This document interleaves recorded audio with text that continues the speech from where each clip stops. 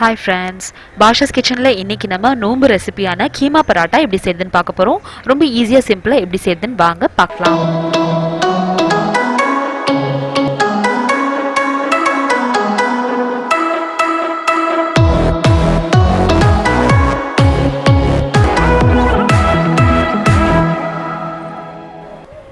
கீமா பராட்டா செய்யறதுக்கு நீங்கள் மட்டன் கீமா அப்படி இல்லைன்னா சிக்கன் கீமா எதுனாலும் எடுத்துக்கலாம்.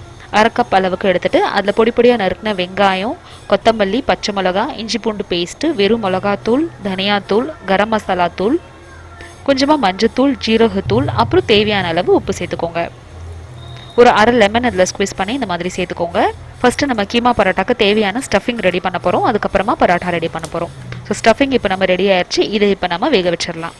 ஒரு பேனில் 3-4 டேபிள் ஸ்பூன் அளவுக்கு எண்ணெய் விட்டுட்டு இப்போ நம்ம ரெடி பண்ணி வச்சிருக்கிற இந்த மசாலாவை இந்த பேனில் சேர்த்துருங்க. மட்டன் போன்லெஸ் எடுத்து அதை சின்ன சின்னதாக கட் பண்ணி மிக்சியில் ஊட்டி இந்த மாதிரி நான் கீமா மாதிரி ரெடி பண்ணியிருக்கேன். இதே மாதிரி நீங்கள் சிக்கனுக்கும் ப்ரிப்பேர் பண்ணலாம். ஃபஸ்ட்டு இந்த எண்ணெயில் ஒரு 2 நிமிஷத்துக்கு இதை நல்லா வதக்கிக்கோங்க. இப்போ இந்த கீமா எல்லாம் நல்லா நம்மளுக்கு வேகிறதுக்கு வெயிட் பண்ணணும். லிட் க்ளோஸ் பண்ணி இதை ஒரு 5-7 நிமிஷத்துக்கு வேக விடுங்க. அதுக்குள்ளே நம்ம பராட்டாவுக்கு தேவையான மாவு ரெடி பண்ணிடலாம். இங்கே நான் மாவில் 1 கப் அளவுக்கு கோதுமை மாவு, அரை கப் அளவுக்கு மைதா மாவு சேர்த்துட்டு கொஞ்சமாக உப்பு சேர்த்துட்டு நம்ம சப்பாத்தி மாவு பதத்துக்கு பிசைஞ்சது மாதிரி எடுத்து வச்சுருக்கேன். மாவு பிசைஞ்சிட்டு ஒரு 10 நிமிஷத்துக்கு அப்புறமா இந்த மாதிரி உருண்டையும் ரெடி பண்ணி நம்ம எடுத்து வச்சிடலாம். பராட்டா செய்யறதுக்கு கொஞ்சம் உருண்டையோட சைஸ் கொஞ்சம் பெருசாகவே இந்த மாதிரி உருட்டி எடுத்து வச்சுக்கோங்க. இப்போ நமக்கு சப்பாத்தி உருண்டையும் தயாராகிருச்சு. கீமா மசாலா இந்த எண்ணெயில் கொஞ்சம் வேக வச்சதுக்கு அப்புறமா இப்போ இதில் அரை கப் அளவுக்கு நம்ம தண்ணி சேர்த்து இன்னும் கொஞ்சம் நல்லா வேக வைக்க போகிறோம். உள்ளே இருக்கிற கீமா நம்மளுக்கு சரியாக வேகலை அப்படின்னா நம்மளுக்கு பராட்டால எல்லாமே பச்சை வாசனை அடிக்கும். அதனால கொஞ்சம் தண்ணி விட்டு நல்லா ட்ரை பண்ணி இந்த அளவு வர்ற வரைக்கும் நம்ம இதை வேக வச்சு எடுத்துக்க போகிறோம். பாருங்கள், இந்த ஸ்டேஜில் நம்மளோட கீமா நல்லா மசாலா ரெடி ஆயிடுச்சு. அதே மாதிரி நல்லா வெந்தும் இருக்குது. இப்போ இந்த ஸ்டேஜில் நம்ம ஃப்ளேம் ஆஃப் பண்ணிவிட்டு இதை ஒரு பிளேட்டில் தனியாக எடுத்து ஆற வச்சுருங்க. இந்த மசாலாவை தான் நம்ம சப்பாத்தியில் ஸ்டஃப் பண்ணி பராட்டாவாக செய்ய போகிறோம். இப்போ நம்ம உருட்டி வச்சுக்கிற மாவை ஒன்றுன்னா எடுத்து டஸ்டிங் மாவு கொஞ்சம் தடவிட்டு இதை நம்ம இப்போது பராட்டா சைஸ்க்கு கொண்டு வந்துடலாம். பராட்டா எப்பயுமே செய்யும்போது இதை நம்ம நார்மலாக செய்கிற சப்பாத்தியோட கொஞ்சம் திக்காகவே இதை ஸ்ப்ரெட் பண்ணிக்கணும். அப்போ தான் நம்ம 4 பக்கமும் அதை மடித்து மறுபடியும் அந்த மசாலாவை ஸ்டஃப் பண்ணி இந்த மாதிரி ஸ்ப்ரெட் பண்ணும்போது மசாலா நம்மளுக்கு வெளியே வராமல் இருக்கும். இந்த அளவு இது கொஞ்சம் பெருசாக்குனதுக்கு அப்புறமா நம்ம எடுத்து வச்சுக்கிற மசாலாவை இந்த மாதிரி உள்ள ஸ்டஃப் பண்ணிக்கோங்க. எப்பயுமே பராட்டா செய்யும் போது அதே மாதிரி நம்ம செஞ்சு வச்சுருக்க மசாலாவை ஓவர் ஸ்டஃப் பண்ணக்கூடாது. இந்த அளவுக்கு இதில் மசாலா சேர்த்திங்கன்னா போதும். 2 பக்கமும் இந்த மாதிரி மடிச்சுட்டு லெஃப்ட் ரைட் ரெண்டையுமே கொஞ்சம் நல்லா இந்த மாதிரி டேப் பண்ணிக்கோங்க.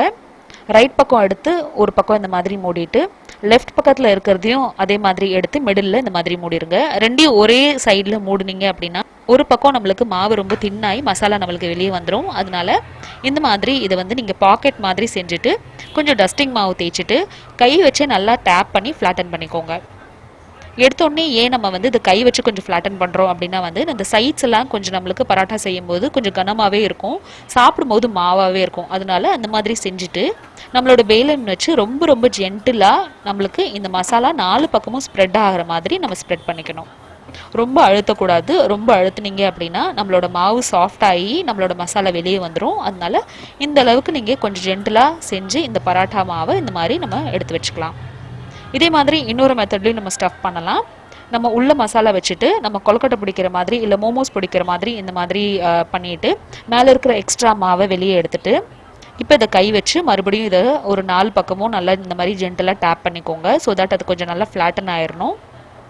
சைட்ஸையும் அதே மாதிரி கொஞ்சம் இந்த மாதிரி மெலிஸ் பண்ணிக்கோங்க. அப்போ தான் நம்ம இதை ஸ்ப்ரெட் பண்ணும்போது நம்மளுக்கு மசாலா வெளியே வராமல் இருக்கும். இந்த 2 முறையுமே நீங்கள் பராட்டா செய்யறதுக்கு யூஸ் பண்ணிக்கலாம். மறுபடியும் ஜென்டலாக இதை ஸ்ப்ரெட் பண்ணிங்க அப்படின்னா நம்மளோட பராட்டா எல்லாம் தயாராகிடுச்சு. இப்போ இதை நம்ம சுட்டு எடுத்துடலாம். இதை சுட்டு எடுக்கிறதுக்கு தவால எண்ணெய் விட்டுட்டு இது நம்ம சப்பாத்தி மாவு எப்படி நம்ம பராட்டா எப்படி போட்டு எடுப்போமோ அதே மாதிரி 4 பக்கமும் வேக வச்சு எடுத்துக்க போகிறோம். பராட்டா கொஞ்சம் கனமாக இருக்கும் அப்படின்றதுனால இது கொஞ்சம் ஒரு 5-7 நிமிஷம் எக்ஸ்ட்ரா கொஞ்சம் வேக விடணும். ரொம்ப ஹை ஃப்ளேமில் வச்சு வேக விடாமல் கொஞ்சம் லோ ஃப்ளேம்லேயே இந்த மாதிரி வேக வச்சு எடுத்துக்கோங்க. 4 பக்கமும் இந்த மாதிரி இதை நீங்கள் ரொட்டேட் பண்ணிகிட்டே இருக்கணும். அப்போ தான் நம்மளுக்கு சைட்ஸ் எல்லாம் நல்லா வேகும். இன்னும் கொஞ்சம் தேவையான எண்ணெய் அப்படி இல்லைன்னா பட்டர் நீங்கள் சேர்த்துட்டு இது 2 பக்கமும் நல்லா ரோஸ்ட் ஆகி இந்த மாதிரி வர வரைக்கும் வேக வச்சு எடுத்துக்கோங்க. ரொம்ப ஸ்பைஸியாக ரொம்ப டேஸ்டியாக இருக்கும் இந்த கீமா பராட்டா. கண்டிப்பாக ட்ரை பண்ணி பார்த்துட்டு எப்படி வந்துச்சுன்னு சொல்லுங்கள். இந்த ரெசிபி உங்களுக்கு பிடிச்சிருந்துச்சு இந்த வீடியோக்கு லைக் கொடுங்க. சேனல் ஃபர்ஸ்ட் டைம் பார்க்குறீங்கன்னா கண்டிப்பாக சப்ஸ்கிரைப் பண்ணுங்கள். இதே மாதிரி வேறு என்ன மாதிரியான நோம்பு ரெசிபிஸ் நம்ம இந்த ரம்ஜானுக்கு ப்ரிப்பேர் பண்ணலாம் அப்படின்ற உங்களோட சஜஷனை எனக்கு கீழே கமெண்ட் பாக்ஸில் சொல்லுங்கள். என்கிட்ட இருக்கிற எல்லா பராட்டாவும் இந்த மாதிரி நான் போட்டு எடுத்துடுறேன். அவ்வளோதான், நம்மளோட கீமா பராட்டா தயாராகிடுச்சு. இதுக்கு நீங்கள் தொட்டுக்கிறதுக்கு தயிர் அப்படி இல்லைன்னா ஊறுகாய் வச்சுக்கலாம். ரொம்ப ரொம்ப டேஸ்டியாக இருக்கும். கண்டிப்பாக ட்ரை பண்ணி பார்த்துட்டு எப்படி வந்துச்சுன்னு சொல்லுங்கள். இன்னொரு இன்ட்ரெஸ்டான வீடியோவில் அடுத்தவங்களை வந்து சந்திக்கிறேன். தேங்க்யூ ஸோ மச் ஃபார் வாட்சிங். பாய்.